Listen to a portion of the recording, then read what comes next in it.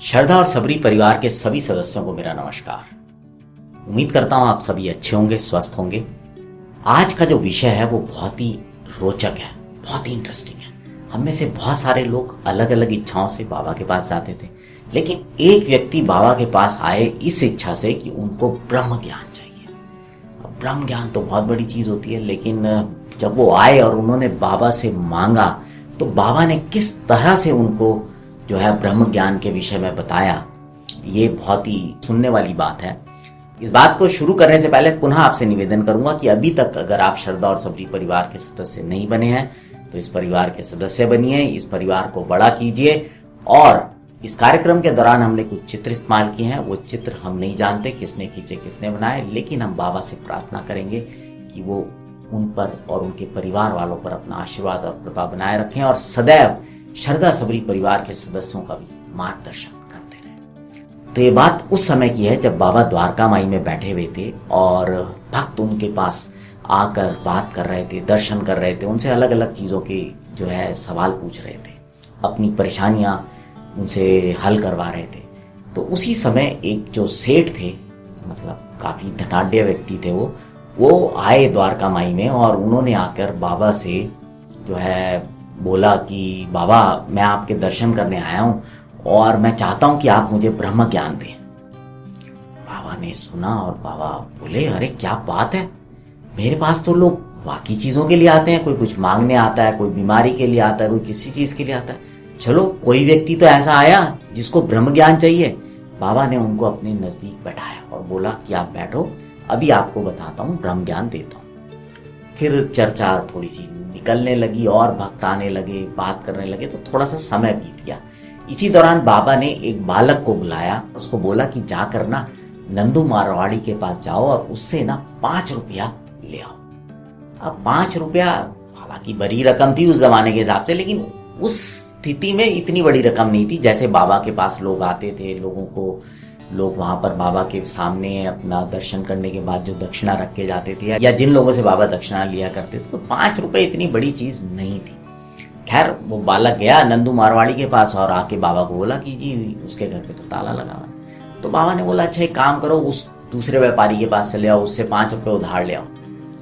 अब वो दूसरे व्यापारी के पास भी गया, वहां से भी नहीं मिले उसे, वो बंद थी दुकान उसकी। फिर बाबा ने उस बालक को तीसरे व्यापारी के पास भेजा, तो वहां से भी पैसे नहीं मिले। अब आप सोच रहे होंगे कि यार बाबा को तो सब कुछ पता होता था, कहाँ क्या हो रहा है क्या हो रहा है, बाबा को ये नहीं पता था कि नंदू मारवाड़ी की दुकान बंद होगी। सोच सकते हैं आप। तो खैर, लेकिन आगे आपको इस बात का जवाब मिल जाएगा कि ऐसा क्यों हुआ। अब वो जो सेठ आए हुए थे ना, उनसे बैठा नहीं जा रहा था, थोड़ी दिक्कत हो रही थी, उनसे रहा नहीं गया। उन्होंने बाबा से बोला कि बाबा मुझे ना जल्दी वापस जाना है और आप प्लीज मेरे को थोड़ा सा ना ब्रह्म ज्ञान दे दीजिए ताकि मैं ज्ञान ग्रहण करूं और मैं यहाँ से चला जाऊं और समय पर अपने घर पहुंच जाऊं।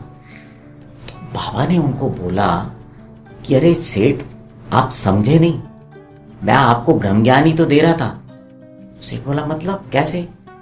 बाबा ने बोला कि ये जो 5 रुपए के 50 गुना ब्रह्मा आपकी जेब में है, आप देखो, निकालो उसे। अब सेठ ने जब अपनी जेब से नोटों की गड्डी निकाली और उनको गिना तो सब लोग हैरान हो गए। वो 250 रुपए ही थे, 10-10 के 25 नोट। अब सेठ जी को इस बात पर विश्वास हो गया कि बाबा तो बहुत ज्ञानी है, अंतर्ध्यानी है और वो सब जान लेते हैं कि क्या चल रहा है। बाबा उन सेठ जी से बोले कि अब आप इस अपने नोटों के बंडल को समेटिए और अपनी जेब में रखिए और आप जाइए। जब मैं इस बालक को 5 रुपए के लिए यहाँ वहां दौड़ा रहा था, तब आपने एक बार भी इस छोटी सी रकम, जो कि आपके लिए बहुत छोटी सी थी, देने की इच्छा जाहिर नहीं की और ना ही आपने पूछा कि आप क्यों इसके लिए इस बच्चे को दौड़ा रहे हो, मैं आपको दे देता हूं। तो बाबा ने उनको बोला कि अगर आप आध्यात्मिक मार्ग में आगे जाना चाहते हैं, बढ़ना चाहते हैं, तरक्की करना चाहते हैं, तो सबसे पहले आपको अपनी आसक्तियां, धन के प्रति तृष्णा और ईर्ष्या जैसी चीजों को छोड़ना पड़ेगा, उनका त्याग करना पड़ेगा। तभी आप अध्यात्म के मार्ग पर आगे बढ़ पाएंगे और ज्ञान जैसी किसी चीज को प्राप्त कर पाएंगे। तो सुना आपने कि बाबा ने किस तरह से सेठ जी को समझाया कि अगर आप अध्यात्म के मार्ग पर आगे बढ़ना चाहते हैं तो आपको अपनी इच्छाओं को, धन के प्रति आपकी जो तृष्णा है, बहुत सारी भावनाओं का त्याग करना पड़ेगा और तभी आप उस मार्ग पर आगे बढ़ पाएंगे। तो अगर आपको आज की ये कथा अच्छी लगी हो तो इसे अपने मित्रों के साथ भी साझा कीजिएगा। अब आपसे विदा लेते हैं, जुड़े रहें श्रद्धा और सभी के साथ। नमस्कार।